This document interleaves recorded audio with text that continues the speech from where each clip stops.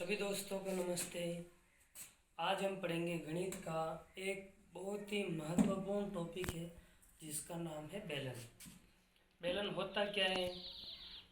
बेलन से पहले छोटी सी एक जानकारी और पढ़ लेते हैं। वृत्त। वृत्त आप सभी ने सुना होगा। वृत्त क्या होता है? वृत्त एक गोल आकृति होती है। वृत्त एक गोल आकृति होती है जिसके अंदर एक सेंटर बिंदु होता है और सेंटर बिंदु से एक रेखा खींची जाती है जो वृत्त के परिधि को टच करती है।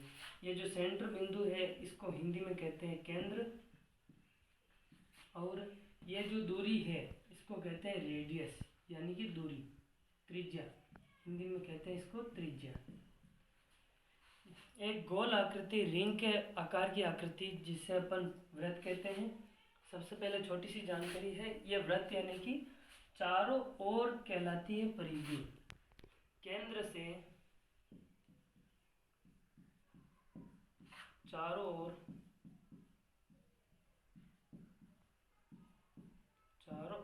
की एक निश्चित दूरी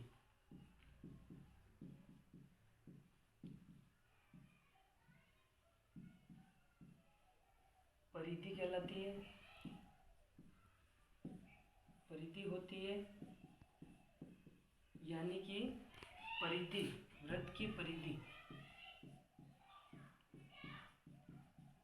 वृत्त की परिधि का जो सूत्र होता है परिधि ज्ञात करने का, यानी कि चारों ओर की दूरी।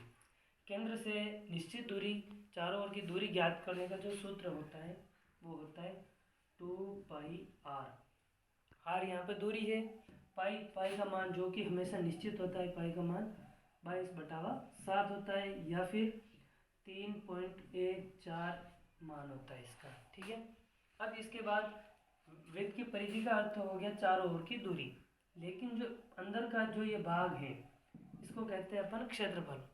तो वृत्त का जो क्षेत्रफल होता है, वृत्त का क्षेत्रफल जो होता है वो होता है πr², जहाँ पे r वापिस त्रिज्या ही है। और अब वृत्त से रिलेटेड ही बेलन है। बेलन क्या होता है? बेलन की आकृति होती है ऐसी।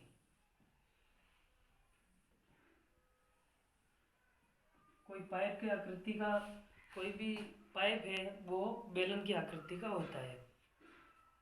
पाइप ऊपर नीचे से खुला रहता है, वो है बेलन ही है। अब बेलन होता क्या है ये समझ लेते हैं। ये छोटी सी जानकारी थी वृत्त की। अब बेलन क्या होता है?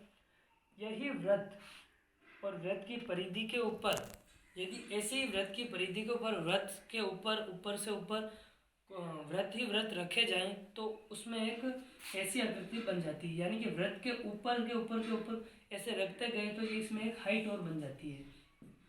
परिधि के ऊपर रख रहे हैं तो ये परिधि के ऊपर का जो क्षेत्रफल है दोनों तरफ का, चारों तरफ का जो क्षेत्रफल होता है गोल, उसे कहते हैं अपन बेलन का वक्रपृष्ठीय क्षेत्रफल। और वक्रपृष्ठीय क्षेत्रफल में ऊपर और नीचे से बिल्कुल खुला रहता है। जैसे अपने पाइप होता है वो ऊपर नीचे से खुला रहता है, उसी प्रकार बेलन वो जो होता है ऊपर नीचे से खुला, यानी कि बेलन का वक्रपृष्ठीय क्षेत्रफल। वक्रपृष्ठीय क्षेत्रफल क्या होता है? वृत्त की परिधि होती है 2πr, उसमें वृत्त के साथ साथ ही उसकी ऊंचाई बढ़ती जा रही है। जैसे जैसे वृत्त बढ़ रहे हैं ऊंचाई बढ़ रही है, इसीलिए इसको h यानी कि हाइट से गुणा कर देंगे तो ये बन जाएगा बेलन का वक्रपृष्ठीय क्षेत्रफल। ये होता है बेलन का वक्रपृष्ठीय क्षेत्रफल का सूत्र। वक्रपृष्ठीय क्षेत्रफल के बाद होता है संपूर्ण पृष्ठीय क्षेत्रफल। संपूर्ण पृष्ठीय क्षेत्रफल क्या होता है दोस्तों? वृत्त का, बेलन का संपूर्ण पृष्ठीय क्षेत्रफल। संपूर्ण पृष्ठीय क्या होता है दोस्तों? संपूर्ण पृष्ठीय का अर्थ है जो ऊपर और नीचे से जो ये खुला भाग है, अगर इसको भी ढक दे तो ये क्षेत्रफल के द्वारा ढका जाएगा, ना कि परिधि के ऊपर। यदि परिधि के ऊपर ढका जाए, यानी कि इस पाइप के ऊपर परिधि ही रख दे, तो फिर ऊपर नीचे से खुला ही रहेगा क्योंकि अंदर से खाली होगा। और जो अंदर का भाग यानी कि अपने ढक्कन जो होता है वो अंदर से भी पूरा मटेरियल होता है उसमें, यानी कि अंदर का जो भाग है वो भरा हुआ हो ऊपर और नीचे, वो कहलाता है वृत्त का क्षेत्रफल। यानी कि अंदर का जो भाग है वो वृत्त का क्षेत्रफल कहलाता है। अगर वृत्त का क्षेत्रफल को ऊपर और नीचे दोनों से पैक कर दे या बंद कर दे तो वो कहलाता है बेलन का संपूर्ण पृष्ठीय क्षेत्रफल। वो कैसे बनता है दोस्तों? बेलन का जो चारों ओर का क्षेत्रफल है वो कहलाता है 2πRH, यानी कि वक्र पृष्ठीय क्षेत्रफल। उसमें क्या करेंगे अपन, ऊपर और नीचे जो पैक किया अपन ने, ढका है इसको, यानी कि वृत्त का क्षेत्रफल से ढका है। एक वृत्त का क्षेत्रफल ऊपर वाला, एक वृत्त का क्षेत्रफल नीचे वाला, दोनों वृत्त का क्षेत्रफल है। तो यहाँ पे इसमें दो वृत्त का क्षेत्रफल अपन ऐड कर देंगे, यानी कि 2πr² वृत्त का क्षेत्रफल होता है। ऐसे दो है तो दो से इसको गुणा कर देंगे। अब क्या करना है दोस्तों, इसमें जो कॉमन आ रहा है उसको बाहर निकाल लेते हैं। 2 कॉमन है, पाई कॉमन है, आर कॉमन है, दोनों में आर आ रहा है, यानी कि आर का मतलब यहाँ पे आर इंटू आर है, यानी कि एक आर अपन बाहर निकाल लेते हैं। तो बाहर निकल जाएगा 2πr, अंदर बच जाएगा यहाँ पे h और यहाँ पे बच जाएगा r।